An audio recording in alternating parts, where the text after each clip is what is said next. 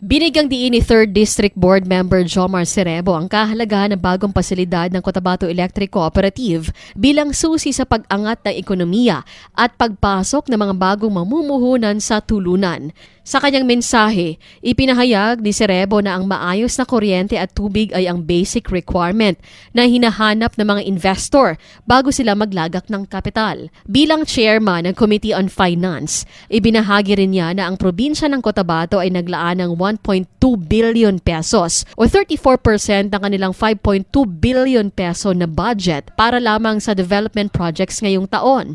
Ibinahagi rin ng opisyal ang ilang malalaking proyekto na makikinabang sa mas pinalakas na supply ng kuryente, kabilang ang Central Mindanao Airport na nasa mahigit 80% na ang completion rate at ang tinatayong Cotabato Agro-Industrial Park. Ayon kay Cerebo, ang pag-upgrade ng pasilidad ay patunay na lumalaki ang demand sa 3rd District, kaya dapat itong sabayan ng dekalidad na serbisyo mula sa kooperatiba. Tiniyak niya na kaisa ang pamahalaang panlalawigan sa pagsuporta ng mga likhain ng Cotelco upang mapagsilbihan ng mga Cotabateño. Magbibigay po ito ng quality service, quality power para po sa bayan ng Tulunan.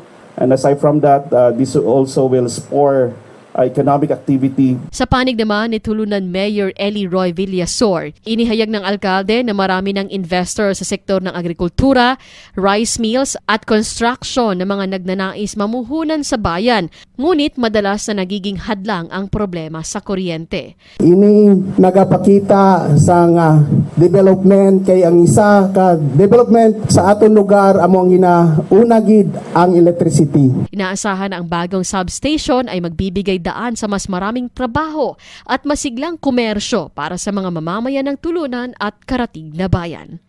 Cherry May Tapia, NDBC Bida Balita.